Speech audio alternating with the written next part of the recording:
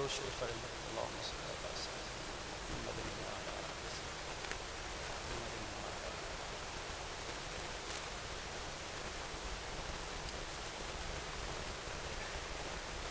نحمدہ ونصلی ونسلم علی رسولہ الکریم وعلی آلہ واصحابہ وآل بیتہ وأولیاء امتہ وعلماء ملتہ اجمعین۔ اما بعد فاعوذ باللہ من الشیطان الرجیم۔ بسم اللہ الرحمن الرحیم۔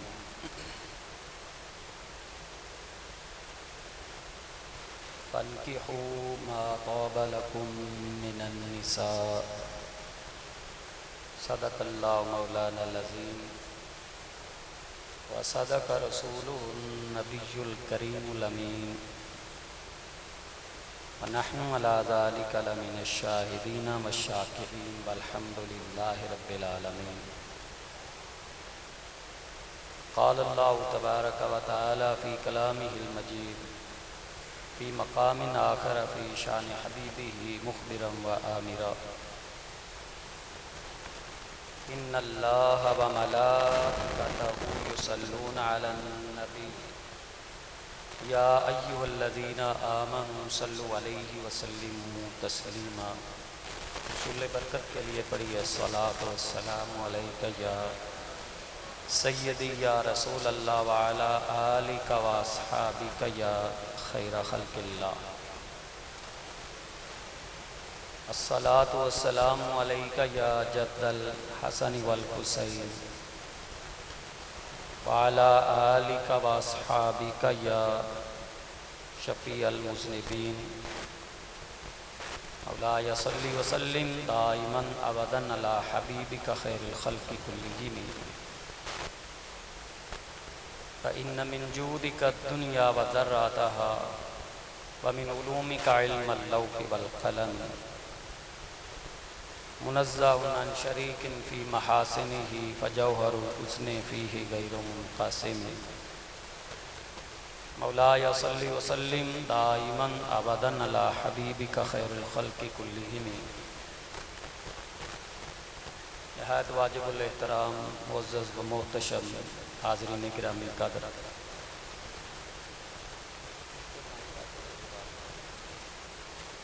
آج ایک اہم ترین اور حساس موضوع کے اوپر گفتگو کریں گے۔ حساس اس حوالے سے ہے کہ لوگ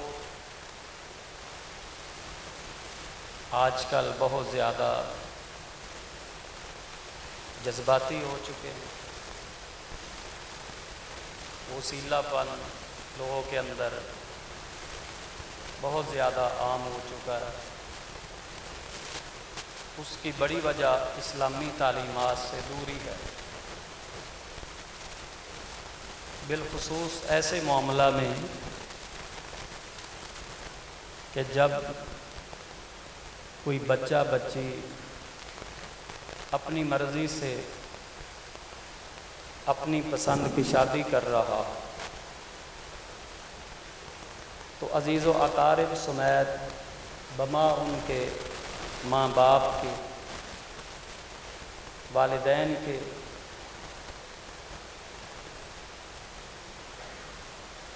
ہمسایوں کے سمیت دیگر لوگوں کے بہت زیادہ جذبات کا اظہار کرنا شروع کر دیتے ہیں۔ ہمارا جو معاشرہ ہے، اسلامی معاشرہ، دینی، ہمارا تمدن اور ہماری تہذیب شرعی اصولوں کے مطابق ہونی چاہیے۔ تو آج کے خطبے کا جو عنوان ہے وہ ہے پسند کی شادی، اس کے شرعی اصول اور اس بارے میں پائی جانے والی غلط فہمیاں اور اصلاح معاشرہ۔ تو گویا 3 اجزاء ہیں آج کے خطبے کے عنوان کے کہ شرعی اصولوں کے مطابق پسند کی شادی، اس کا کہاں تک تصور اسلام کے اندر موجود ہے اور اس کے لیے شرع شریف میں وضع کیے گئے قوانین اور اصول کیا۔ دوسرا جز اس ضمن میں کون سی غلط فہمیاں پائی جاتی ہیں تاکہ ان کے ازالے کی صورت بنائی جائے۔ تیسرا جز اصلاح معاشرہ کہ اس حوالے سے جو ہمارے معاشرہ کے اندر اصلاح کی ضرورت ہے وہ پہلو کون سے ہیں، کس جگہ پر خرابی آ رہی ہے اور اسے سدھارنے کا طریقہ کیا۔ یعنی شرع شریف ہمیں اس بارے میں جو گائیڈ لائن دیتی ہے وہ کیا، کیسے ہم ایک خرابی کو شرعی اصولوں کے تناظر میں دور کر سکتے ہیں۔ تو لڑکا ہو یا لڑکی، جنس الگ ہے ان کی، لیکن نکاحی معاملے کے اندر ان کے حقوق برابر ہیں۔ یہ بات آپ اپنے ذہن نشین کر لیجئے کہ یہ نہیں ہوگا کہ جو لڑکا ہوگا اس کو تو ایک رائٹ اور حق دیا جائے گا، لڑکی ہوگی تو اس کو کوئی بھی حق نہیں دیا جائے گا۔ اسلام کے اندر اس کا کوئی بھی تصور نہیں ہے۔ یاد رکھیے اسلام میں کسی گورے کو کالے پر کوئی فوقیت، فضیلت ذاتی لحاظ سے حاصل نہیں ہے۔ کسی امیر کو کسی غریب کے اوپر کوئی فضیلت اور فوقیت ذاتی لحاظ سے نہیں ہے۔ کسی عربی کو عجمی پر کوئی بھی فوقیت فضیلت ذاتی لحاظ سے حاصل نہیں ہے۔ حجۃ الوداع کے موقع پر جو خطبہ تاریخی نبی علیہ الصلوۃ والسلام نے ارشاد فرمایا، اس کے ابتدائیے میں ہی اس چیز کو بیان کر دیا گیا تھا کہ کسی کو کسی کے اوپر ذاتی لحاظ سے کوئی فضیلت اور فوقیت حاصل نہیں ہے۔ ہاں، اگر کوئی عند اللہ مقام پائے گا، کسی کی فضیلت کا کوئی معاملہ ہوگا تو وہ تقویٰ کی بنیاد پر ہوگا۔ ان اکرمکم عند اللہ اتقاکم، بلا شبہ تم میں سے سب سے زیادہ اللہ کے ہاں عزت والا وہ ہوگا جو تم میں سے سب سے زیادہ پرہیزگار۔ تو میں یہ عرض کر رہا تھا، لڑکا ہو یا لڑکی، نکاحی معاملے میں ان کے حقوق برابر ہیں۔ اگر اپنی پسند ناپسند کا اظہار لڑکا کر سکتا ہے تو بچیوں کو بھی یہ حق شریعت نے دیا۔ ان کا یہ حق کوئی سلب نہیں کر سکتا، اسے چھینا نہیں جا سکتا، کیونکہ یہ حق ان کو پیدا کرنے والے رب نے عطا فرمایا۔ اب اس حق کو اس بچے یا بچی نے استعمال کیسے کرنا ہے، اس کے لیے شرعی قوانین وضع موجود ہے، کوئی خفا نہیں ہے، کسی قسم کے کوئی چھپی ہوئی بات نہیں ہے۔ اظہر من الشمس ہے، ضرورت اس امر کی ہے کہ ہم شریعت کے قریب ہوں، شرع شریف کے مطابق اپنے آپ کو ڈالنے کے لیے شریعت کا علم حاصل کریں۔ جب علم ہی نہ ہوگا تو شریعت کے مطابق چلنا حاصل کیسے ہوگا؟ لہذا قانون قرآن، اصول فرقان حمید، وہ قانون الہی ہے، اس کے آگے کوئی رکاوٹ نہیں بن سکتا۔ تمہارے اور میرے رب نے ایک نظام وضع کیا ہے کہ ہم نسل انسانی کی بقا اور ارتقاء اور اس کی جلا کے لیے نکاح اور شادیاں کرتے ہیں اسلامی قانون کے مطابق۔ عورت اور مرد کے اختلاط اور امتزاج اور ملاپ سے نسل انسانی کی بقا کے لیے نسل انسانی کے افراد کو پیدا کرنا،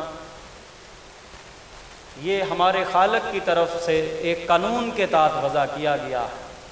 ورنہ وہ تو قادر ہے۔ اللہ نے آدم علیہ نبینا علیہ الصلوۃ والسلام کو ماں اور باپ دونوں کے بغیر پیدا کر دیا۔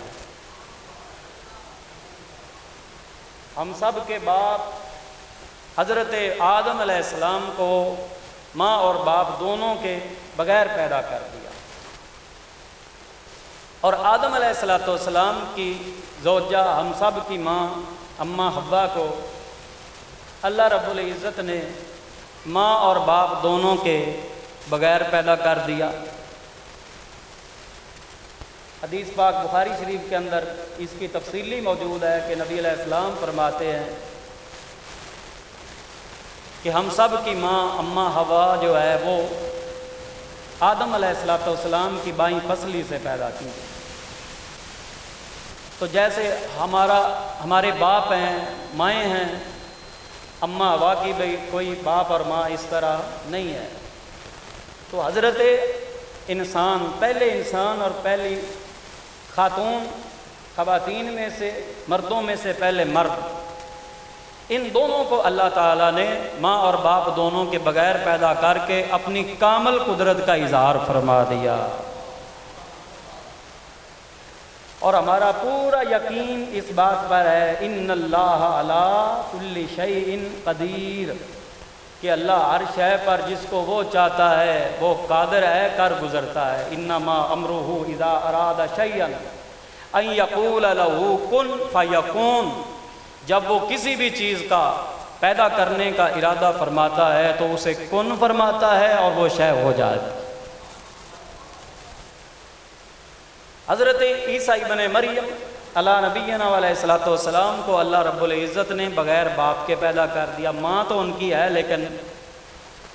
باپ کے بغیر پیدا کر دیا۔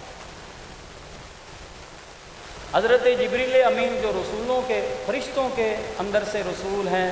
اور فرشتوں کے سردار ہیں، فرشتوں میں سے جو رسول ہیں ان کے بھی سردار، وہ حجرہ مریم کے اندر آ گئے۔ 7 دروازے تھے، 7 مقفل تھے، تالے لگے ہوئے تھے، لیکن حجرہ مریم کے اندر جبریل امین مکمل بشر انسان بن کر آ گئے۔ قرآن فرماتا فَتَمَثَّلَ لَهَا بَشَرًا سَوِيًّا، جبریل امین مکمل بشر انسان پوری وجاہت کے ساتھ بن کر حجرہ مریم کے اندر آ گئے۔ وہ گھبرا گئیں، انہوں نے تو کوئی غیر مرد دیکھا نہیں، کسی کے ساتھ ان کی ملاقات نہیں ہوئی، آمنا سامنا نہ ہوا تھا، گھبرا گئیں، پناہ مانگنے لگی، میں اللہ کی پناہ تجھ سے مانگ، تو ہٹ جا یہاں سے، میں عفیفہ ہوں پاک دامن۔ تو حضرت جبریل امین نے ارشاد فرمایا گھبرانے کی ضرورت نہیں ہے، انما انا رسول ربک، میں تیرے رب کا ہی بھیجا ہوا رسول، میں تیرے رب کا ہی بھیجا ہوا۔ کیوں؟ لِأَهَبَ لَكِ غُلَامًا زَكِيًّا، میرے رب نے تیری طرف مجھے اس لیے بھیجا ہے، لِأَهَبَ لَكِ، میں تجھے عطا کر دوں۔ جبریل امین کیا کہہ رہے ہیں؟ قرآن شاہد ہے، یہ قرآن کی عبارت ہے، لِأَهَبَ لَكِ غُلَامًا زَكِيًّا، تاکہ میں تجھے دے دوں پاکیزہ صاف ستھرا بیٹا۔ بھیجا میرے رب نے، آیا میں ہوں، اس کا بھیجا ہوا آیا ہوں، لِأَهَبَ لَكِ، تاکہ میں تجھے دے دوں، عطا کر دوں، ہبہ کر دوں، غلامًا زکیہ، صاف ستھرا بیٹا دے دوں۔ انہوں نے پھر ارشاد کیا کہ یہ کیسے ہو سکتا ہے، حالانکہ مجھے کسی بشر نے، انسان نے چھوا تک نہیں ہے، یہ کیسے ہو سکتا؟ جبریل امین نے پھر ارشاد کیا اللہ کے حکم کے مطابق کہ یہ تو فیصلہ ہو چکا ہے، یہ تو اللہ نے فیصلہ کر دیا ہے۔ ان کے گریبان میں پھونک مارا اور وہ حاملہ ہو گئیں، اور حضرت عیسیٰ ابن مریم علیہ نبینا علیہ الصلوۃ والسلام آپ کی پیدائش کا وقت ہو گیا۔ تو میں عرض یہ کر رہا تھا مختصراً کہ نسل انسانی کی بقا اور نسل انسانی کے افراد کا وجود اور ان کا پیدا ہونا ایک خاص مراحل سے گزارنے کے بعد، امتزاجی معاملات سے گزرنے کے بعد، ازدواجی تعلقات کے جڑنے کے بعد ہوتا ہے۔ یہ عادت الہیہ جو جاری ہے اور قیامت تک اسی طرح ہوتا رہے گا۔ باقی ہمارا رب قادر ہے کہ وہ چاہے تو بغیر باپ کے پیدا کرے جیسے عیسیٰ علیہ السلام، چاہے تو ماں اور باپ دونوں کے بغیر پیدا کر دے جیسے حضرت آدم حضرت حوا علیہ السلام۔ لیکن نسل انسانی کا کوئی فرد اب اگر پیدا ہوگا تو اس کے لیے اللہ رب العزت نے جو طریقہ کار وضع فرمایا ہے وہ مرد و عورت کے اختلاط سے۔ اللہ رب العزت خالق کائنات نے ارشاد فرمایا یا ایھا الناس اتقوا ربکم الذی خلقکم من نفس واحدہ وخلق منها زوجها وبث منہما رجالا کثیرا ونساء، کہ وہ تمہارا رب ہے، لوگوں اس سے ڈر جاؤ، اس اپنے رب سے ڈر جاؤ جس نے تم کو ایک جان سے پیدا کیا۔ خلقکم من نفس واحدہ، اس سے مراد حضرت آدم علیہ السلام۔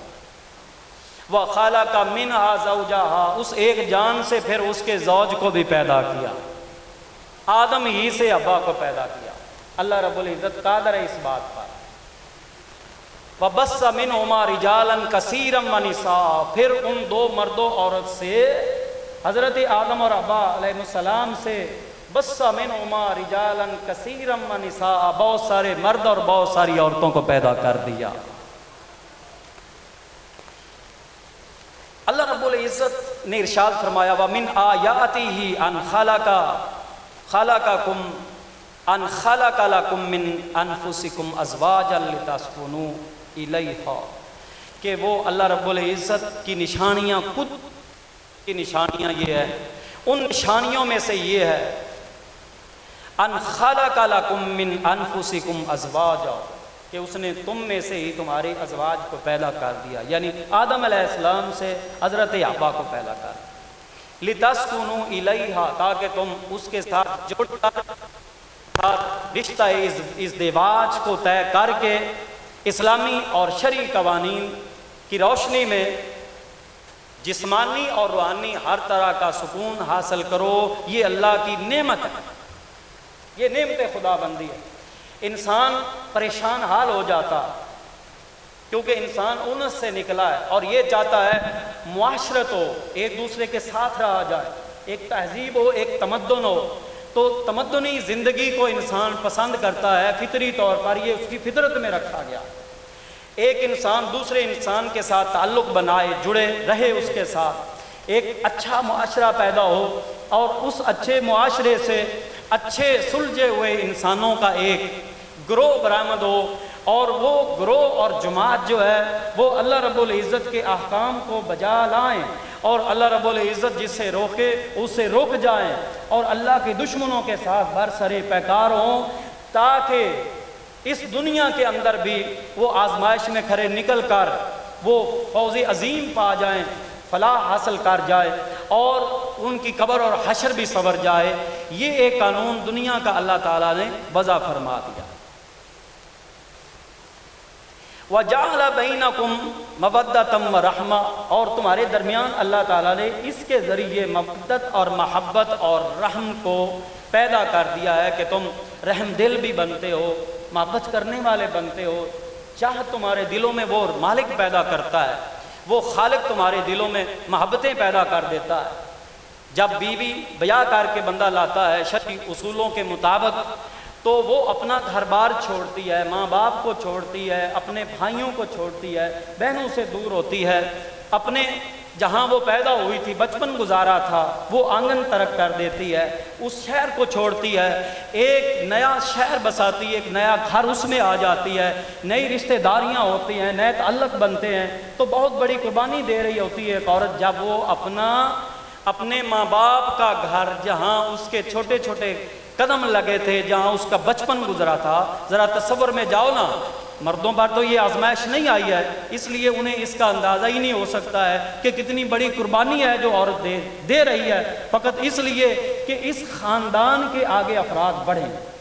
اس خاندان کے افراد آگے بڑھیں، وہ پیدا ہوں اور وہ معاشرہ پن پہ، اس گھر کے اندر رونقیں آ جائیں، اس گھر کے اندر اللہ رب العزت اولاد کی نعمت عطا کرے، وہ عورت اس خاطر اپنا سارا کچھ قربان کر کے اس نئے گھر کے اندر آ جاتی، اور پھر اس انسان مرد پر بھی بنتا ہے نا کہ اس عورت کے حقوق کی ادائیگی کے لیے کوشاں مکمل اہتمام میں رہے کہ اس نے اتنی بڑی قربانی دی ہے تو میں کیا کر سکتا ہوں، تو باہم اس کو اس کا بھی اہتمام کرتے رہنا چاہیے۔ بہرحال جی اللہ رب العزت محبتیں رشتے جوڑتا ہے، پھر محبتیں پیدا کرتا ہے، لیکن یاد رکھو میرے مسلمان بھائیوں، اللہ تعالیٰ نے قرآن میں یہ جو ارشاد فرمایا نا وَجَعَلَ بَيْنَكُمْ مَوَدَّةً وَرَحْمَةً، کہ تمہارا رشتہ ازدواج اللہ رب العزت نے پیدا کرنے کے بعد تمہارے اندر محبتیں، الفتیں، مودتیں اور رحمت کو اللہ نے پیدا کیا، یہ خدا پیدا کرتا ہے۔ تو جتنی بھی محبت ہوگی اپنے خاندان سے، اپنی بیٹی سے، بیٹے سے، بیوی سے، دیگر رشتہ دار ماں باپ ہیں، اقارب ہیں، بہن بھائی ہیں، ان سے جتنی بھی محبتیں ہوں گی وہ ساری ایک طرف، ہم نے ان محبتوں کے اوپر جس محبت کو حاوی کرنا ہے وہ اللہ اور اس کے رسول کی محبت، لہٰذا دوسری جگہ پر اللہ تعالیٰ نے قرآن میں ارشاد فرما دیا والذین آمنوا اشد حبا للہ، محبتیں تو بڑی ہیں، کرنے والے بڑے ہیں، بہت دل ایسے جن کے دلوں میں مودت اور محبت موجود ہے، لیکن والذین آمنوا اشد حبا للہ، اللہ کی رضا کے لیے جو محبت ہوتی ہے اس میں ایمان والے بڑے ٹھوس ہوتے ہیں، وہ محبت نکلے گی نہیں، وہ دل کے اندر رہ جائے گی اور سرایت کر جائے گی، دل کے اندر وہ سرایت کرتے ہوئے ہمیشہ رہے گی، اور وہ محبت جو ہے دیگر محبتوں کے اوپر غالب بھی رہے گی۔ اس لیے اللہ رب العزت اور اس کے رسول جناب محمد رسول اللہ صلی اللہ علیہ وآلہ وسلم، آپ کے فرامین انہیں دیکھنا پڑے گا اور آپ کے کردار کو دیکھنا پڑے گا، آپ کے سنن کی پیروی کرنی پڑے گی۔ اس ضمن میں یہ بھی عرض کر دوں کہ جو شادی ہے، نکاح ہوتا ہے، اس میں کچھ والدین کی ذمہ داریاں ہوتی ہیں اور کچھ اولاد کی اپنی ذمہ داریاں، اور یہ ذمہ داریاں اگر نبھائی جائیں گی، دی جائیں گے، یہ حقوق عطا کیے جائیں گے، دیے جائیں گے، تو تب جا کر ایک خوبصورت جنت نظیر گھر بنے، یعنی مقصد یہی ہے نا کہ ایک گھر جو ہے وہ جنت نظیر ہو جائے، ماں بیٹے سے محبت کر رہی ہو، بیٹا ماں سے کر رہا ہو، باپ کی دوستی بیٹے سے ہو اور بیٹا جان سے زیادہ اپنے باپ کو عزیز رکھتا ہو، اس تناظر میں وہ اپنی بیوی کے حقوق بھی دے اور اپنی اولاد کے حقوق بھی پیش کرے، تو ہر ایک کا حق بھائی الگ ہے، ماں کا الگ ہے، باپ کا الگ ہے، بچوں کا الگ ہے، بیوی کے حقوق الگ ہے، اللہ عزل قیاس بیوی کے بھی فرائض ہوں گے کہ وہ بھی کچھ فرائض ہیں جن کی ادائیگی کے لیے اسے بھی کوشش کرنی چاہیے۔ قرآن کریم فرقان حمید کے اندر جو آج کا موضوع کے متعلق جو ارشاد خداوندی ہے، میں دوبارہ عرض کر دیتا ہوں، کچھ لوگ اب آئے ہیں، آج کا جو موضوع بڑا حساس اور سمجھتا ہوں کہ اس وقت کی ضرورت ہے، اس موضوع کے 3 اجزاء ہم نے بنائے، ایک ہے پسند کی شادی اور اس کے شرعی اصول، اور اس میں پائی جانے والی غلط فہمیاں جو ہیں وہ معلوم ہو تاکہ ان کے ازالے کی کوشش کی جائے، اور اصلاح معاشرہ، ہمارے معاشرے کے اندر بہت ساری خرابیاں آ چکی ہیں، اس کی بڑی وجہ اور اولی وجہ، پہلی وجہ میں جو سمجھتا ہوں وہ دینی تعلیم سے دوری ہے، شرعی جو اصول و قوانین ہیں ان سے دوری ہے۔ باقی آج کے موضوع کا پہلا جز جو ہے پسند کی شادی اور اس کے شرعی اصول، تو اصول اصل کی جمع اور اس کا معنی ایک قاعدہ کلیہ ہوتا ہے۔ میں پہلے عرض کر چکا ہوں کہ ایک قاعدہ کلیہ، شرعی اصول اور ضابطہ جو ہے وہ حقیقی معنوں میں وہی شرعی ضابطہ ہے جو ہمارے مالک نے قرآن کریم فرقان حمید کے اندر خود ارشاد فرمایا، اس کے ضمن اور تناظر اور اس کی روشنی میں دیگر قوانین ائمہ محققین وضع کریں تو الگ بات ہے، اور وہ بھی عبارت النص، اشارت النص، دلالت النص، اقتضاء النص کی روشنی میں انہیں چاہیے، کیونکہ کسی کو کوئی اختیار نہیں ہے کہ وہ شریعت وضع کرے اور شرعی قانون پیدا کرے۔ شریعت جاری کرنے والا ہمارا رب ہے، شریعت نافذ کرنے والے اللہ کے پیارے حبیب جناب محمد الرسول اللہ صلی اللہ علیہ وسلم۔ تو ہمارے مالک اور خالق اللہ رب العزت نے قرآن کریم میں ارشاد فرمایا فَانْكِحُوا مَا طَابَ لَكُم مِّنَ النِّسَاءِ، فَانْكِحُوا مَا طَابَ لَكُم مِّنَ النِّسَاءِ، پس نکاح کرو تم جو تمہیں پسند آئیں عورتوں میں سے، جو حلال ہیں ان میں سے، ما طاب لکم جو تمہاری پسند کی، من النساء عورتوں میں سے۔ آگے اس کے ذکر ہے مثنی و ثلاث و رباع، کہ ایک نکاح بھی شرعی اصول کے مطابق کر سکتے ہو، مثنی شرعی قوانین اور ضوابط کی روشنی میں دوسرا نکاح بھی ہو سکتا ہے،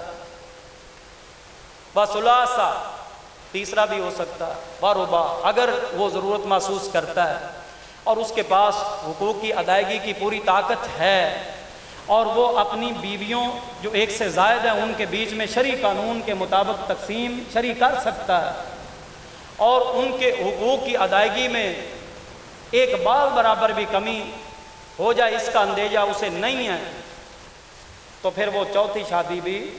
کر سکتا ہے، کیونکہ یہ قانون اللہ رب العزت نے قرآن کریم فرقان حمید کے اندر ارشاد فرمایا فَانْكِحُوا مَا طَابَ لَكُم مِّنَ النِّسَاءِ مَثْنَىٰ وَثُلَاثَ وَرُبَاع۔ اب اس میں علماء محققین اس آیات کی روشنی میں ارشاد فرماتے ہیں کہ یہاں بالعموم یہ سمجھا جاتا ہے کہ شاید یہ پسند کی شادی اور اپنی مرضی کو پورا کرنا نکاحی معاملے کے اندر اس کا جو حق اور رائٹ ہے صرف مرد کو حاصل ہے، عموماً یہ سمجھا جاتا، حالانکہ ایسا نہیں ہے۔ عورت نے بھی زندگی گزارنی، اس نے بھی، میں پہلے عرض کر چکا ہوں کتنی قربانیاں دینی، تو کیا اکراہ اور جبر کی صورت میں اسے بھیڑ بکری کی طرح باندھ کر کسی جگہ پر دھکیل دیا جائے اور اس کی مرضی اور پسند کا کچھ بھی خیال نہ رکھا جائے اور شریعت نے اسے کوئی بھی حق نہ دیا ہو، تو یہ تو عدل و انصاف کے خلاف ہے، جبکہ اللہ رب العزت فرماتا ہے اعدلوا هو اقرب للتقوی، اپنے مخلوق میں سے لوگوں کو اللہ فرماتا ہے، اپنی مخلوق کو ارشاد فرماتا ہے انسانوں کو اعدلوا، عدل و انصاف سے کام لو، اور خود نعوذ باللہ من ذالک انصاف والا معاملہ اور قانون جاری نہ کرے، یہ کیسے ہو سکتا؟ ہمارا رب جو انصاف کو پسند کرتا ہے، عدل کا حکم دیتا ہے اور اسے ہوا اقرب للتقوی ارشاد فرماتا ہے، تو کیا وہ ہمارا رب خود انصاف نہیں کرے گا؟ کیا وہ عدل و انصاف والا معاملہ اور قانون جاری نہیں کرے گا؟ یہ کہاں لکھا ہے؟ حقیقت یہ ہے کہ ہم سب کو اس نے عدل کا آرڈر دیا ہے، اور سب سے زیادہ اور سب سے خوبصورت اور اعلیٰ عدل کرنے والا ہمارا رب خود آپ ہے، اللہ کی ذات ہے۔ وہ جب میزان لگائے گا تو کوئی اس بات پر یہ نہیں کہہ سکے گا کہ میرے ساتھ کوئی انصاف نہیں ہوا۔ جس کو جہنم میں بھی بھیجا جا رہا ہوگا وہ بھی برملا یہ کہہ رہا ہوگا میرے اپنے کرتوت ایسے تھے، میرے اپنے اندر یہ خرابی تھی، میں خود اتنا بڑا گناہگار سیکار تھا، میں خود کافر اور مشرک اور بے ایمان بنا تھا، میرے رب نے تو آیات نازل کی تھی، کتابیں بھیجی تھیں، انبیاء و مرسلین کو بھیجا تھا، انہیں معجزات سے مالا مال کیا تھا، کتابیں بھی میں نے پڑھی ہیں،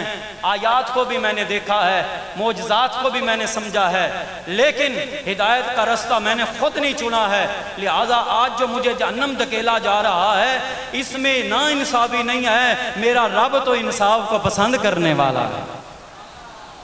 وہ بھی یہ نہیں کہہ پائے گا جو جہنم جا رہا ہے۔ تو میرے عرض کرنے کا مقصد یہ ہے کہ وہ رب جو مخلوق کو، انسانوں کو عدل کا آرڈر دیتا ہے اعدلوا، وہ خود بھی عدل کرتا، انصاف کرتا، اور انصاف کا یہی تقاضا تھا اور ہے اور پایا گیا ہے شرع شریف کے اندر کہ اگر مرد کو ایک نئی زندگی گزارنے کے لیے ایک حق حاصل ہے کہ وہ اپنی پسند کی شادی کر سکتا ہے، تو بلا شبہ میں یہ ہے کہ کیمرے کے سامنے یہ بات کر رہا ہوں، شریعت کے اندر یعنی کئی آیات اور احادیث سے اس بات کو ثابت کر سکتا ہوں۔ آج میرا موضوع یہی ہے کہ عورت کو بھی پورا حق حاصل ہے، اسے بھیڑ بکری نہ سمجھا جائے، اسے جانور نہ سمجھا جائے، اسے کل جماد نہ سمجھا جائے، اسے پتھر اور مٹی کی تصویر نہ بنا دیا جائے، اسے ظلم و بربریت کا نشانہ نہ بنا دیا جائے، اسے اپنے جبر کے اندر جکڑ کر معاشرے کے اندر ذلیل و خوار نہ کیا جائے۔ اس کی بھی ایک عزت ہے، بہت بڑا مقام ہے۔ دیکھتے نہیں ہو عورت کو، اگر وہ بیٹی ہے تو اسلام ہی اس کے سر پر چادر رکھتا ہے۔ کوئی بیٹھا تو سبحان اللہ کہہ سکتا ہے۔ بیوی ہے تو اس کو مرد کے برابر حقوق اسلام دلاتا ہے۔ اگر ماں ہے تو اس کے قدموں کے نیچے جنت کا اعلان بھی بانی اسلام خود کرتے ہیں۔ بیٹیاں ہے تو بیٹیوں کو پالنے والوں کے لیے جنت کا اعلان بھی بانی اسلام نے خود کیا ہے۔ کسی بھی دین کا پیروکار آئے اور ہم سے بات کرے اور اپنے دینی اصول کے مطابق یہ ثابت کرنے کی کوشش کرے کہ ہمارے دین اور مذہب میں عورت کو زیادہ عزت دی گئی ہے، ہمارے مذہب کے اندر بچیوں کو زیادہ عزت دی گئی ہے، ہمارے مذہب کے اندر بیویوں کو زیادہ حقوق دیے گئے ہیں، ہم کہیں گے جھوٹ ہے، یہ بات بالکل غلط ہے۔ اسلام وہ عظیم مذہب ہے جس مذہب عظیم کے اندر ماں کو بھی عزت ہے، بیٹی کو بھی عزت ہے، بیوی کو بھی عزت ہے، بہن کے سر پر بھی ہاتھ رکھا جاتا ہے۔ یہ تو اس وقت کی بات ہے نا جب اس طرح کا کوئی معاملہ ہمارے سامنے کوئی کرے۔ یہ باہر ہوائی فائرنگ کرنا اور یعنی انسانی حقوق کے کچھ علم بردار جو ہیں وہ اسلام کے اوپر یہ حرف اور یہ تانا اٹھاتے ہیں کہ یہاں حقوق نہیں دیے جاتے۔ یہ جو کالی بیڑے ہیں نا جن کی وجہ سے اسلام کو بدنام کیا جا رہا ہے، ان کا معاملہ اور ہے، اکا دکا کی بات نہیں۔ ہم اسلامی شرعی قوانین اور شریعت کے اصولوں کی بات کر رہے ہیں۔ وہ جو خود اسلام کے قانون کے مطابق نہیں ہے، وہ اسلام کے قانون کو بیان کیسے کرے؟ یہ کیسے ہو سکتا ہے؟ تو میرے مسلمان بھائیوں، دوستوں اور بزرگوں، اور بیٹی کو، بہن کو شادی کے معاملے میں، نکاح کے معاملے میں پورا حق حاصل ہے، یہ شریعت اسے دلا رہی ہے۔ اور فَانْكِحُوا مَا طَابَ لَكُم مِّنَ النِّسَاءِ اس کے اندر اسے بھی شامل کیا گیا ہے۔ بہرحال اس کے علاوہ دیگر اور جگہ پر بھی قرآن کریم فرقان حمید کے اندر اس چیز کی وضاحت کی گئی ہے۔ اللہ رب العزت خالق کل کائنات مالک ارض و سما جل مجد العظیم احکم الحاکمین ارشاد فرماتے ہیں،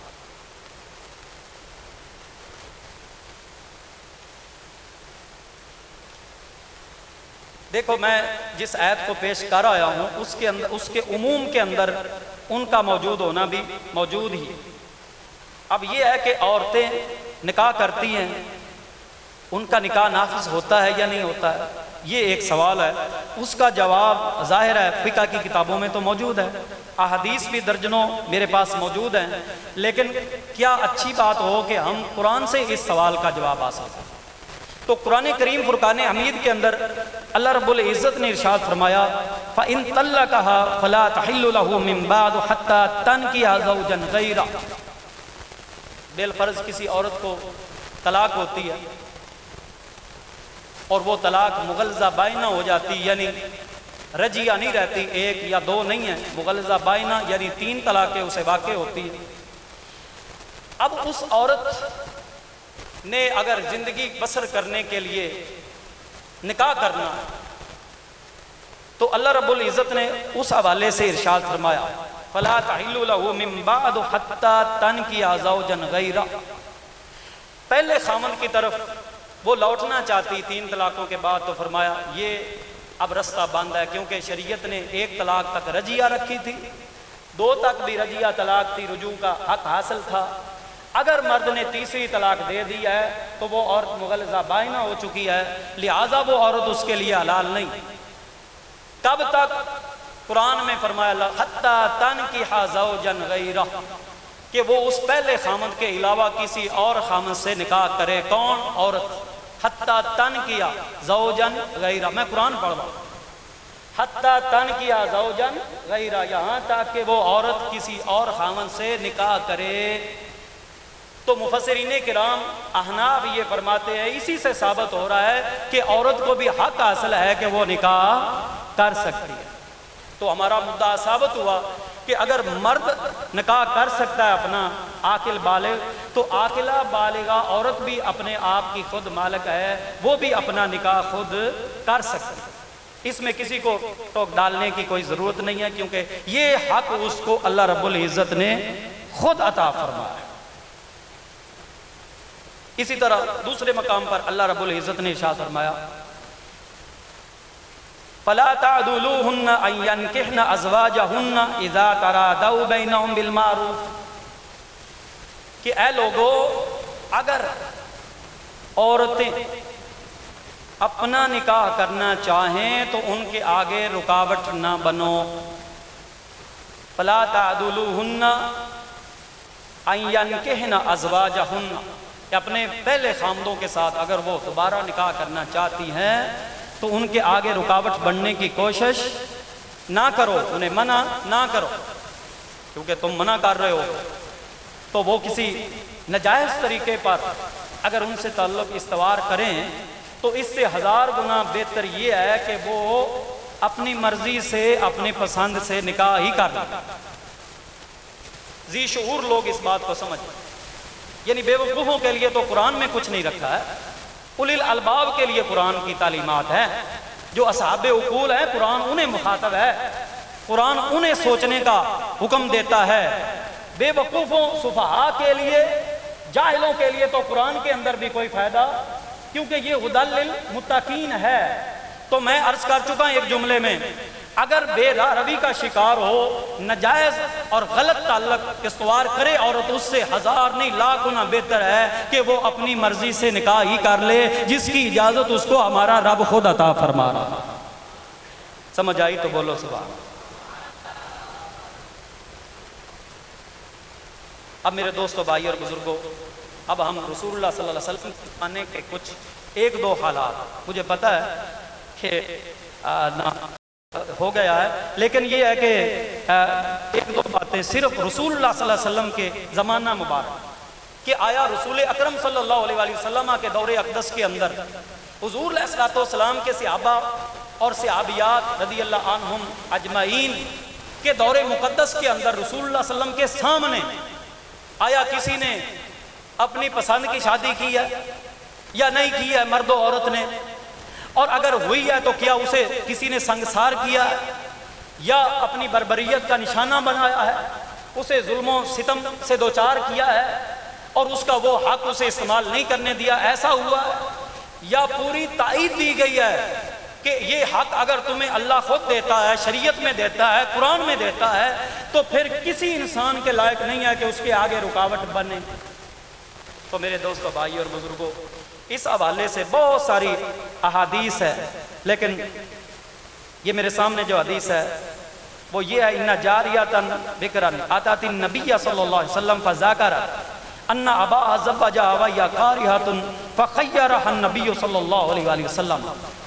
یہ سیاستہ کی حدیث ہے، سنن ابی داؤد کے اندر موجود ہے۔ ایک لڑکی آئی، کماری لڑکی آئی جس کی پہلے شادی نہیں ہوئی تھی، اسے ممارست نکاحی حاصل نہیں تھا، کماری لڑکی وہ آئی اور آ کر کے اس نے ذکر کیا نبی علیہ السلام کی بارگاہ میں، کیا ان اباها زوجها، کہ اس کے باپ نے اس کا نکاح کر دیا، وَهِيَ كَارِهَةٌ، حالانکہ اسے وہ نکاح پسند نہیں ہے۔ میں کیا کہہ رہا ہوں؟ حدیث سیاستہ کی، نبی علیہ السلام کی بارگاہ دربار رسالت لگا ہوا، ایک لڑکی آئی اور اس نے آ کر کے یہ شکایت کی کہ یا رسول اللہ ان اباها زوجها، اس کے باپ نے اس کا نکاح کر دیا، وَهِيَ كَارِهَةٌ، حالانکہ اس لڑکی کو وہ نکاح پسند نہیں ہے۔ فَخَيَّرَهَا النَّبِيُّ صلی اللہ علیہ وسلم، نبی علیہ السلام نے اس لڑکی کو اختیار دے دیا، اس لڑکی کو اختیار دے دیا، نبی رحمت صلی اللہ علیہ وسلم نے اس لڑکی کو اختیار دے دیا کہ تیری اب پسند ہے، اس اپنے باپ کے کیے ہوئے نکاح پر رہنا چاہتی ہو تو ٹھیک ہے، تیری مرضی، اگر تم اسے رد کرنا چاہتی ہو تو پھر اس نکاح کو رد بھی کر سکتی۔ اس کو فقہ کی کتابوں میں شرط کیا گیا ہے، بہرحال حدیث کے اندر اس شرط کا ذکر نہیں۔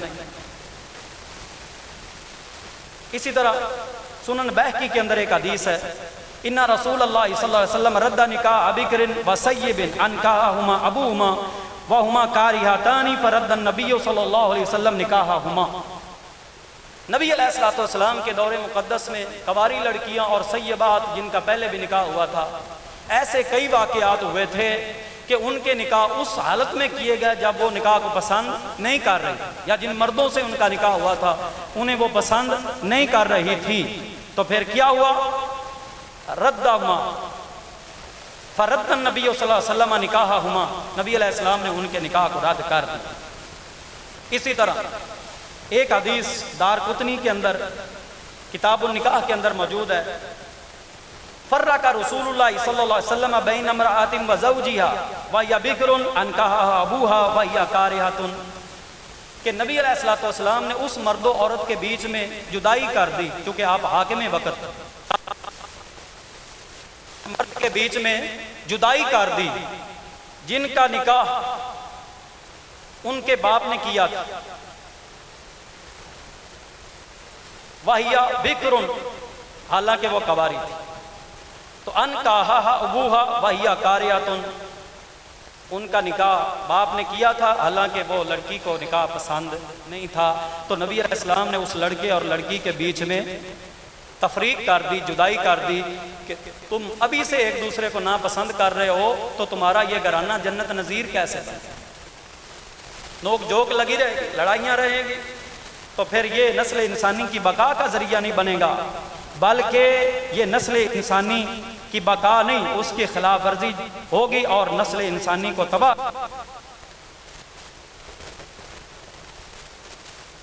نبی علیہ السلام نے اختیار دے دیا کہ وہ اس نکاح کو پسند نہیں کرتی تو پھر یہ ہے کہ وہ اس کو توڑ سکتی ہے اور اس سے الگ ہو سکتی ہے۔ یہ کچھ واقعات میں نے وہ بیان کیے ہیں جو رسول اللہ صلی اللہ علیہ وسلم کے دور اقدس کے اندر پیش آئے تھے، لہٰذا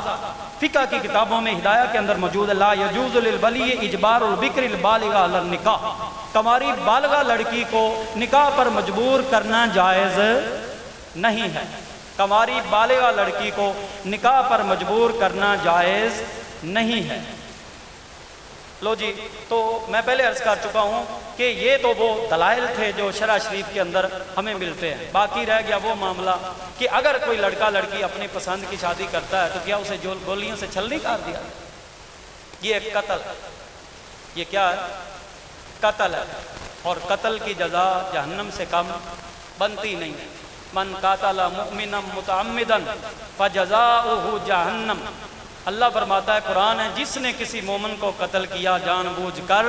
تو اس کی سزا جہنم ہے، وہ اس میں ہمیشہ رہے گا، کیونکہ وہ ایک ناجائز طریقے پر ناحق ایک جان کو ختم کر رہا ہے، اس لیے وہ سزا کا مستحق ہے، سزا کا موجب ہے، اس کو سزا لگے گی۔ شرعی طور پر یہ ہے کہ اللہ اسے جہنم رسید کرے۔ بہرحال اگر شرعی قانون اس ملک میں جاری ہو جس میں ایسا ناحق قتل ہو رہا ہے تو قاتلین کو پوری سزا دی جائے گی، اور وہ پوری سزا کیا ہے؟ وَلَكُمْ فِي الْقِصَاصِ حَيَاتٌ يَا أُولِي الْأَلْبَابِ، قرآن میں اللہ فرماتا ہے تمہارے لیے اے عقل مندو، تمہارے لیے قصاص کے اندر زندگی ہے، یعنی قتل کا بدلہ قتل کرنے میں ہی زندگی ہے، لہذا شرعی قانون کو پامال کرتے ہوئے اگر کوئی